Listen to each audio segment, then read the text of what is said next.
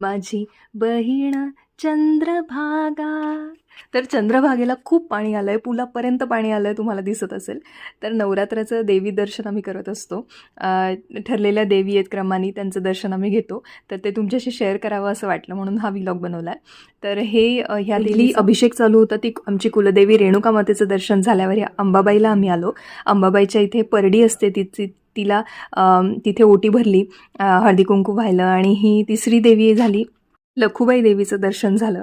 आणि त्याच्यानंतर चौथ्या देवी म्हणजे यमाई तुकाई. अशा 2 देवी, सुंदर मुखवटे देवींचे. यमाई तुकाईचं दर्शन झालं छान.